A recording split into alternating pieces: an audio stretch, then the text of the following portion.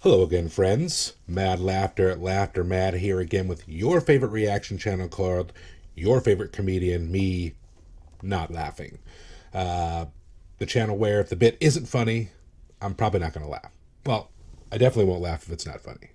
But thank the seven for you Game of Thrones fans out there. You've all been hooking me up with some of the bits that you all have enjoyed over the past few years, hooking me up more with more hits than misses. So, mostly folks I haven't seen before, which is great, and definitely bits I haven't heard before, which is necessary. So that's all on you. So thank you very much for people that have commented and given your bits so far. You've been hitting it out of the park more often than not, or at least a good double or triple. So who knew there were so many people out there who grew up with so many issues that they became comedians. Jeez, USA, USA. Here's a question for you. What countries do we think so far have the most comedians per capita, would you guys say? And because of that, does it mean that those countries, what does it say about that country where you've got a lot of comedians, which means there's probably a lot of damage going on to people when they're growing up in that country? And is it the United States? Do we have the most damaged people per capita so that we have the most comedians per capita? Does anyone know? I mean, I know it's a little bit easier to get away with here than some other countries that might be a little more repressive to what you can kind of say or what you can get away with. But I think, there's a ton more places open to comedy now. I'm just real curious about that. Does anyone know? So big thanks to you guys who have already commented and left suggestions already about American comedy so far. I don't think I've done anyone... I don't actually even know. I don't even know. Maybe I have. Maybe I've done all Canadians. I have no idea. This is one comedian I do remember hearing his name at some point in my life, and I think I've seen him on. I think I've seen him on TV once or twice. Maybe I don't know. Maybe I've seen him in a movie. I'm not even sure what it would be, but a few people seem to like him. People have requested Doug Stanhope. The notes I have here say something that's a bit about a killer closer, and I don't know whether has a killer closer for this one or he's talking about a killer closer. I'm hoping that he has a killer closer if he's talking about a killer closer. So I guess my questions for this are, can a killer closer sort of redeem an overall weak set, or is a killer closer required for something to be deemed like an amazing set?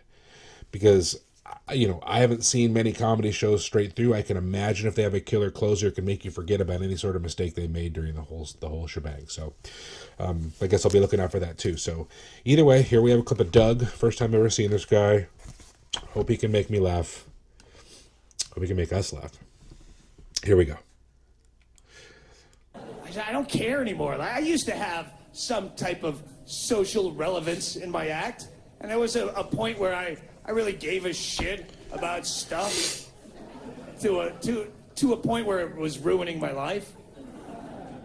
And I guess like 10 years ago, I thought, wow, yeah, I'm gonna change the world. I'm gonna talk about...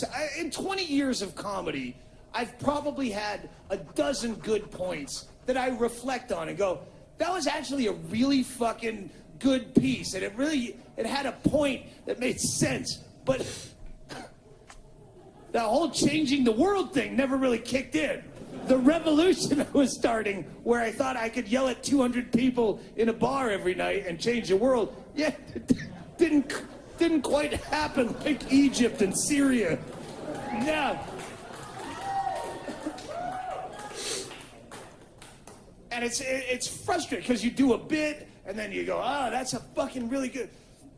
And then it just appears, the problem is still there. And someone will say, oh, abortion's back in the news. And you go, why? I already solved that on a 2004 release. How could it possibly still exist? I've yelled at thousands of drunk people about that. Maybe I'll rewrite it and repackage it. It gets frustrating as shit where you're like, I don't care. Fuck him. Fuck everyone.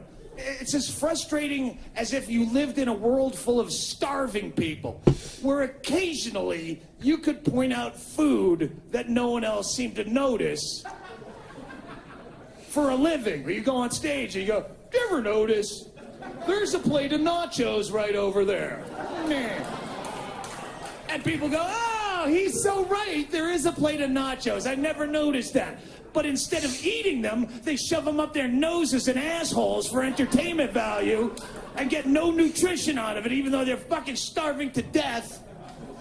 And it's not just the audience or the world, even my own social circle. People who fucking...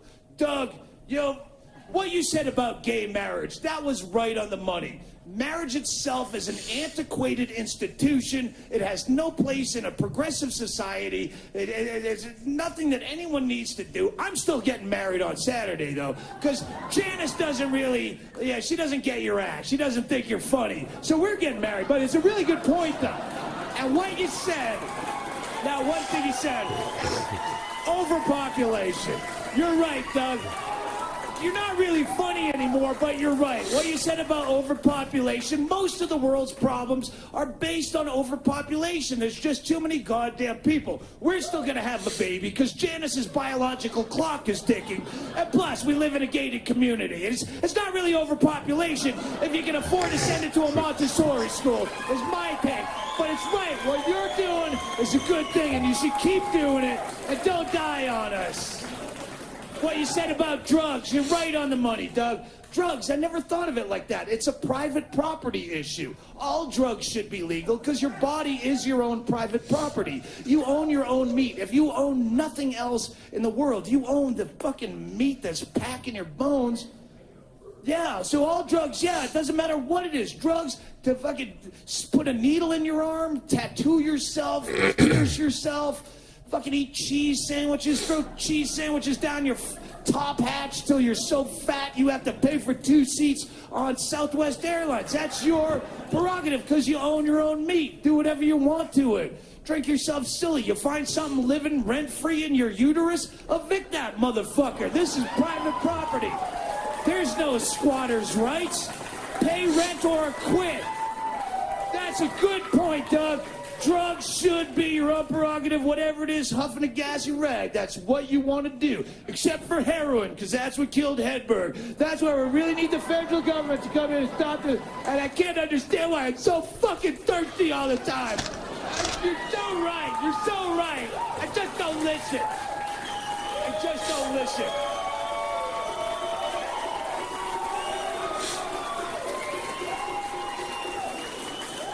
So I just don't give a shit anymore. That's what I do for a living. I try to write more fist fuck jokes and enjoy myself more. It doesn't matter. We ain't winning shit. I got to a point where like my act was making my entire life miserable. Where it just and it's still not good, but I just hate everything and fucking it's so dumb. Doesn't anyone see how dumb this is? Like some people go, "Isn't the world a crazy place?" And they're fine with that. And I'm like, this is fucked up. This is really fucked up. We're like dark ages people, and I'm not even smart. That's the most terrifying part when you realize I'm not even a bright person, but I'm still probably in the top 3% of the smartest people on this planet. And I'm pretty fucking dumb. And you go, how alone are we? And then you go, I don't give a shit. At one point, you go, I'm 44. I'm way closer to dead than I am life of the party. And I don't have children, so why am I getting so enraged about all this nonsense? I don't care. I'm getting all upset about the fucking planet. I'm gone pretty soon. I left no litter behind. That's your problem. I'm treating this planet like the fucking rental car that it is. And I'm turning it in trashed with the bumper hanging off. Fuck your insurance. Fuck the environment. I didn't ask to be here.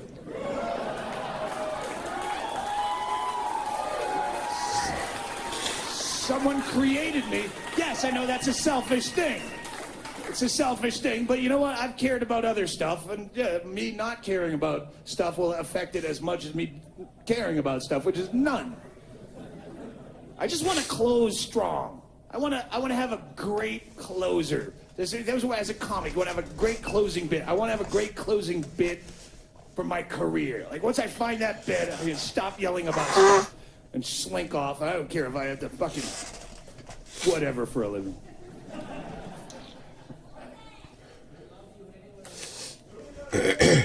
Who do you have to kill? No.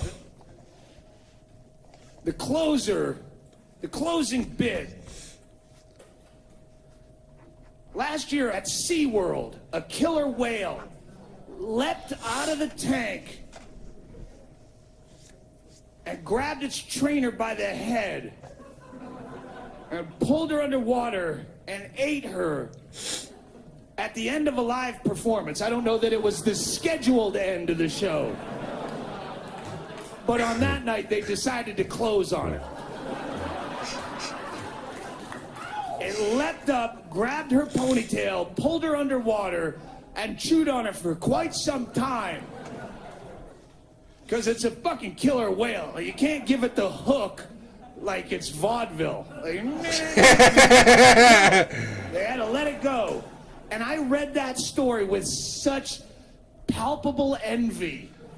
Because that's everything I want to bring to stage. That story, like if I could find some parallel closing bit, I would never do comedy again. Because that's everything I want to present to an audience. It's inherently hilarious, but it's got a sense of horror, and it's just a horrifying, but there's an unmistakable message and justice within, because first of all, you're not a killer whale trainer. You can call yourself and dress up in the spandex like a killer whale.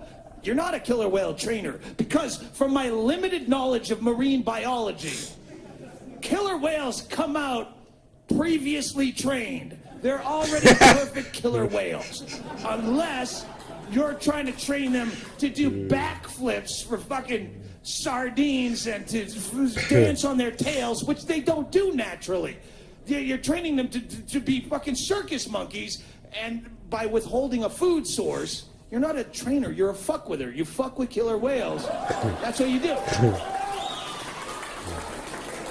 You take away their food until they do unnatural acts, and then you call yourself you can say, oh no, she did a lot of hard work, and the research they did because of the SeaWorld, she could follow their mating habits and help them proliferate in the wild when they're a dwindling species, and you go, yeah, you could do that regardless without making them dance on their tails because they're starving for a fucking fish. You could have done it without fucking with them. So don't tell me they did a lot of good work, because you could have done that without the fuck with them. That's like if I went to Somalia right now, worst drought in 60 years, I picked up a dozen kids that were starving to death and brought them over here to help them. But first, I paraded them out on stage for a matinee show and drug a wiener on a string till they jumped through a series of burning hoops. And then at the end, I made them present and stand and jump on their tippy toes to get the hot dog. And they go, ta-da! You wouldn't call me a trainer. You'd call me an asshole, and you would clap and applaud wildly when they turned on me and ate me. That's kind of a fucking sold-out show. Everything I'm jealous of. When I find that in the closing bit, because that's a serious closer. That's a closer because anyone who was at that live performance will never be able to enjoy live entertainment again. Nothing will ever top what they saw, and no one can ever top their story. I was at Monterey when fucking Hendrix lit his guitar on fire, and he was on acid, and I was on acid, and everyone was on acid. And oh yeah? Yeah. I was at SeaWorld. I was at SeaWorld last February, where I watched a killer whale chew on its trainer's head in front of a glass, in front of screaming children with their parents trying to cover their eyes, recoiling in horror, heading for the exits, but still having to stop and watch for over 35 minutes. What? So, yeah, no, I don't want to go see your friend Danny play flamenco guitar at the VIP lounge. I gotta go. I'll be back. Okay, so conflicted. So this is the weird part about looking at bits, right? Especially ones that come from YouTube. They're sort of packaged together. This one clearly was two different bits. The first one was about giving a shit, and the second one was about the closer. And so I thought what was interesting here was the giving the shit bit. I didn't really think was all that funny. There was the funniest parts were the meta parts where he was talking about the guy not getting it, and then he would pour the beer on himself, and then he would keep doing it. So that was really funny, like that. I mean, that got a little old after the fifth time he did it, but the first couple of times I wasn't expecting it. That was a really funny part of the bit. But other than that, the first half of this, I could have done away with that. I mean, that was just an okay bit. It wasn't great. If any of you thought that was an amazing bit, I would love to hear why you thought it was an amazing bit. It wasn't all that great.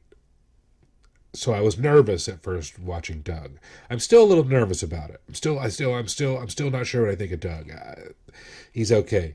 Now, that being said, the second half, the part about the closer was pretty hilarious, pretty funny. I mean, just talking about. I love the joke where he said, "You can't just give him the hook like in vaudeville."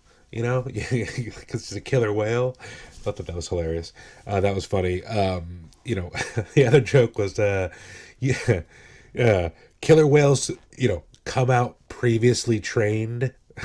So I thought that was, yeah, they do to kill things. So I thought that was hilarious. And then, sort of funny was the joke about, he talked about the, you're not really a trainer, you're an F with her, so you're just screwing with the with the animal. But and then the last one that I thought was funny was the visualization of not necessarily what led up to the kids.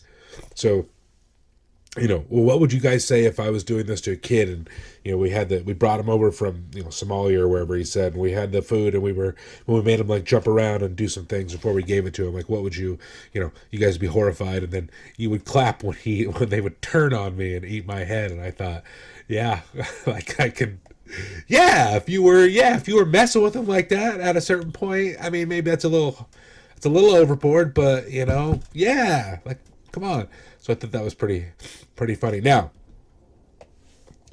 last thing, oddly enough, the bit about closing was funny all the way up to me until the actual closing joke. I don't even remember what the closing joke was, but I remember thinking that wasn't funny compared to the actual lead up to your actual closer. So I thought that was sort of interesting as well. I don't know if anyone else got that. That last joke. Did you think the joke was funny? And then he just, hit a single on the closer on that one. So ironic to me.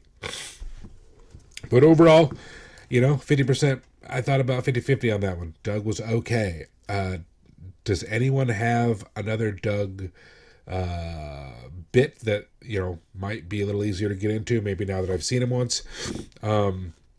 Other than that, you guys, a couple other requests. If you have does anyone know any? I'm trying to branch out here. Funny female comics, comics from other countries. We talked a little bit about is USA the only people that have, depressed people that have to make up comedy all day to keep themselves from crying. Canadian comics, other than the obvious ones like, Jim Carrey and whatnot. Australian comics, German comics, Indian comics, Mexican comics. Not necessarily do they even have to be Mexican American, Indian American, if they're actually from these other countries. That might be interesting too, although probably a lot of just staring and not really understand what they were talking about, especially if they're making a lot of cultural references. So just throwing that out there. If anyone has any other stuff along those lines as well, that'd be great. Thanks everyone who's done this so far. Thanks everyone who's subscribed. Keep subscribing. I'd love to make more videos for you all. I'm learning a lot about this comedy stuff, and you guys are the ones that are actually helping me do it. So thanks a lot for that. Appreciate it. Mad Laughter at LaughterMad. Hit me up on Instagram, Twitter, email. Please subscribe. Check me out. I'll do another video in the next day or two. So thanks a lot for listening, and I'll talk to you later. Bye.